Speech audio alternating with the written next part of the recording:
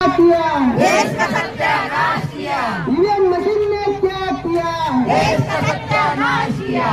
तक बदल दो, ताक बदल दो, बेईमानों का राज बदल दो, तक बदल दो, ताक बदल दो, बेईमानों का राज बदल दो।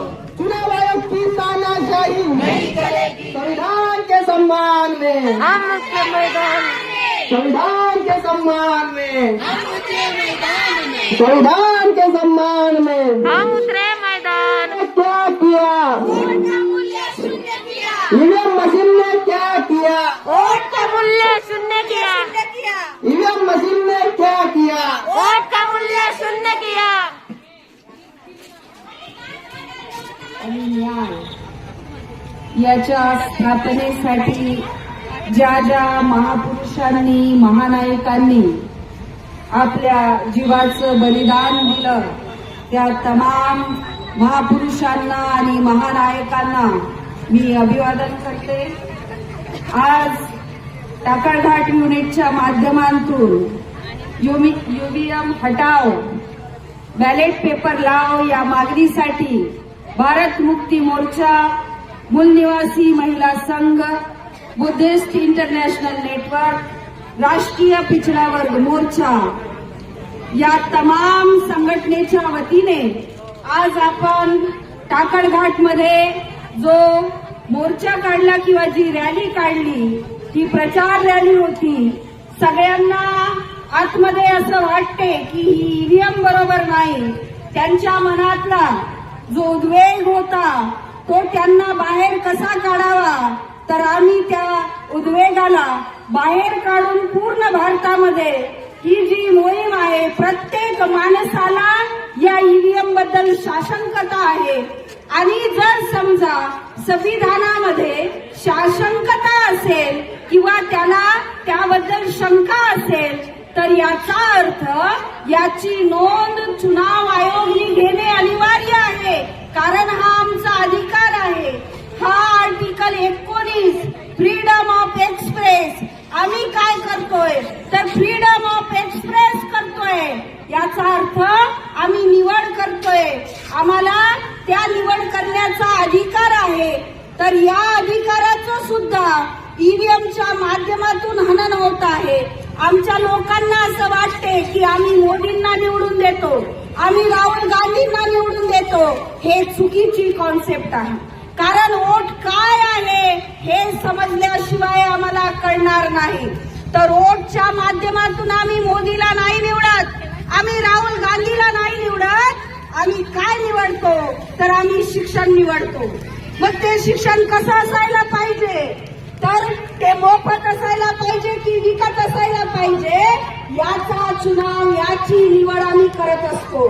नंबर 2 आम्ही काय निवडत असतो तर आम्ही आरोग्य निवडत असतो। आम्हाला आरोग्य कसं पाहिजे, आम्हाला आरोग्य मोफत पाहिजे की विकत पाहिजे याचा चुनाव आम्ही करत असतो। नंबर 3 आम्हाला बेरोजगारी पाहिजे की आम्हाला नोकऱ्या पाहिजे याचा चुनाव आम्ही करत असतो। आम्हाला घरं पाहिजे की आम्ही दारोदार भटकंती करणारे लोक आहोत, तर आम्ही घराची निवड करतोय की भटकंतीची निवड करतोय ते आम्हाला पाहिजे। आम्हाला बिझनेस पाहिजे, अशा प्रकारची निवड आम्ही करतो आणि त्या निवडीसाठी नरेंद्र मोदी किंवा राहुल गांधी किंवा इतर लोक उभे राहतात तेव्हा आम्ही निवडतो। याचा अर्थ आम्ही आमचे अधिकार, आम्हाला राजा व्हायचं आहे। या देशामध्ये नुसतं वोट देणे म्हणजे राजा बनवणे नव्हे तर राजा बनणे सुद्धा आहे। तर या देशामध्ये मूल निवासी बहुजन समाजामध्ये जेवढ्या काही पार्ट्या असेल त्या पार्ट्या क्षेत्रीय पार्ट्या असेल, त्या राष्ट्रीय पार्ट्या असेल, पण त्या पार्ट्यांना संसदेमध्ये जाण्याचे जे रस्ते आहे ते रस्ते बंद केले गेले आहेत। आमचे महापुरुष सांगतात की सरकार ये मजबूर होनी चाहिए, आम्हाला सांगण्यात येते सरकार ही मजबूत असायला पाहिजे। कशी मजबूत असायला पाहिजे, जेव्हा सरकार मजबूत असते तेव्हा लोक मजबूत असतात आणि जेव्हा सरकार मजबूत असते तेव्हा लोक मजबूत असतात आणि जेव्हा सरकार मजबूत नाही राहत, तेव्हा लोक जेव्हा मजबूत असतात तर काय होते हे आमच्या लोकांना माहिती. का माहिती नाही? कारण मजबूत सरकार मजबूत लोकांचं ऐकत असते. मजबूत लोक आपले अधिकार हिसकावून घेण्याची क्षमता ठेवत असतात. आज आम्ही आमचे अधिकार हिसकावून का घेऊ शकत नाही? आम्ही आमच्या मुलांसाठी चांगलं शिक्षण निवडू शकत नाहीये, आम्ही आमच्या मुलांसाठी नोकऱ्या निवडू शकत नाहीये, आम्ही आमच्या मुलांसाठी चांगलं घर निवडू शकत नाहीये, आम्ही स्वतःसाठी आरोग्य निवडू शकत नाहीये. ही परिस्थिती का आली? कारण या देशाने मजबूत सरकार म्हटलं. आणि मजबूत सरकार असेल तर तो शेतकऱ्यांना भिणार नाही, तो युवकांना भिणार नाही, तो मजुरांना भिणार नाही, तो महिलांना भिणार नाही. याचं प्रात्यक्षिक जर पाहायचं असेल तर या देशांमध्ये महिलांवर बलात्कार झाल्यानंतर काय महिलांना न्याय मिळाला? का मिळाला नाही? कारण त्यांना महिलांच्या वोटांची गरज नाही आहे, म्हणून त्यांनी महिलेला न्याय दिला नाही. जर महिलांना न्याय पाहिजे असेल तर महिलांनी या ईव्हीएमच्या विरोधामध्ये उतरून बॅलेट पेपर आणलं पाहिजे. त्या दिवशी महिलांना न्याय मिळेल. या देशामध्ये रोजगार मिळत नाही, युवकांना नोकऱ्या नाही. का मिळत नाही?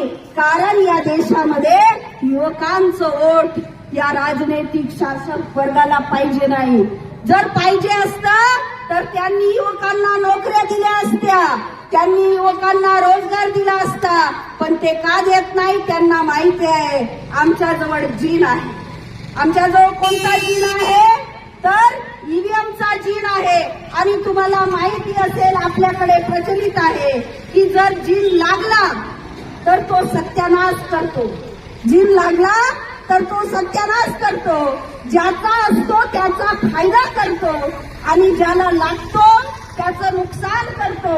म्हणजे भारतातल्या SC, ST, OBC, NT, VJNT, महिला, युवक, तरुण आणि बेरोजगार या सर्वांना तो जीन लागला आहे.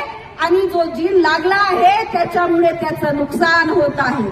नुकसान होत असल्यामुळे तो काय म्हणतो? जा जीन, युवकांचे वोट या मशीनमध्ये टाकून दे. तर तो जीन काय करतो? तो जीन त्या युवकांचे वोट त्या मशीनमध्ये टाकतो. नंतर तो म्हणतो जा जीन, या महिलांचे वोट त्या मशीनमध्ये टाकून दे. मग तो जीन काय करतो? तो जीन त्या मशीनमध्ये महिलांचे वोट टाकतो. जा जीन, सरकारी नोकरीवाल्यांना पेन्शन नाही देत तरी त्यांचे वोट टाकून दे. तरी तो जीन गव्हर्नमेंटचे एम्प्लॉईज असलेल्या लोकांचं वोट त्या मशीनमध्ये टाकून देतो. याचा अर्थ असा आहे की या लोकांना ना शेतकऱ्यांच्या मालाला भाव नाही दिला तरी चालेल, कारण शेतकऱ्यांचे वोट पण काय करतो? जीन टाकून देतो. अशा प्रकारे या देशामध्ये महिला रस्त्यांवर आहे, शेतकरी रस्त्यावर आहे, मजूर रस्त्यावर आहे, कामगार रस्त्यावर आहे, गव्हर्नमेंट एम्प्लॉईज रस्त्यावर आहे, युवा बेरोजगार रस्त्यावर आहेत. आणि तरीही ही सरकार का ऐकत नाही? याला कारण एक आहे, तो जो जीन आहे तो जीन आपल्याला काढून फेकावा लागेल. आणि म्हणून ती तयारी करण्यासाठी आपण भारत मुक्ती मोर्चाच्या माध्यमातून दिल्लीला हे लोक घाबरतात. तुम्हाला वाटत असेल सगळे जे आजूबाजूला आहे सगळ्यांना माहिती आहे की ही गोष्ट बरोबर आहे, सगळी जनता तुमच्या सोबत आहे. त्या गव्हर्नमेंटनी ट्रेना रद्द केल्या दिल्लीला आम्ही येऊ नये म्हणून. पण आम्ही या सरकारला सांगू इच्छितो की हम उस बात की औलाद है, संघर्ष हमने पैदाइशी पाया. हम उन महापुरुषों की संतान है, पैदाइशी संघर्ष पाया है. हम कैसे भी करके दिल्ली में आएंगे और चुनाव आयोग का घेराव करेंगे, क्योंकि जैसे ताकत तुमको दी है तो लोकतंत्र और संविधान ने, मेरे बाप ने भी हम लोगों को ताकत दी है. उस ताकत का हम लोग इस्तेमाल करेंगे. तुम्हाला माहिती असेल की 26 जानेवारीच्या कार्यक्रमासाठी 29 जानेवारी पर्यंतच 144 धारा लावतात. नेहमी दरवर्षी तसेच लावतात. पण यावर्षी त्यांना माहिती होतं म्हणून 31 तारखेच्या नंतर पर्यंत त्यांनी 184 ही भीती आहे सरकारला. काय आहे, आम्ही एक काडी घेऊन फिरत नाही, एवढीशी कुराटी घेऊन फिरत नाही. मग आमच्याजवळ काय आहे? आमच्याजवळ संविधानाची ताकद आहे. आणि जोपर्यंत ही संविधानाची ताकद आपल्याकडे आहे तोपर्यंत या देशामध्ये त्यांनी प्रशासनाचा उपयोग जरी केला तरी आपण त्या कायद्याच्या ताकदीने लढू शकतो. 2024 नंतर ही लोकांना दिलेली ताकद ते संपवू शकतात. म्हणून माझ्या माय बहिणींना, माझ्या भावांना, माझ्या वडिलांना हे मी सांगू इच्छिते की ही ताकद जर तुम्हाला बरकरार ठेवायची असेल आणि आपल्या मुलाबाळांचं भविष्य निर्माण करायचं असेल तर ईव्हीएमच्या माध्यमातून अनेक पार्ट्यांना निवडून जाऊ द्या, काही हरकत नाही. मजबूत सरकार बनेल तेव्हा तुम्ही मजबूत लोकतंत्र घडवाल आणि येणाऱ्या काळामध्ये आपण ते करणार आहोत. तुम्ही सगळ्यांनी म्हणजे इतका मोठा लांब पल्ला गाठून एवढं लांब आलात तर त्याच्याबद्दल धन्यवाद. कारण हे लांब चालल्याशिवाय आपल्या मुलांचं भविष्य घडणार नाही आणि भविष्य घडवायचं असेल तर हे केल्याशिवाय पर्याय नाही. धन्यवाद.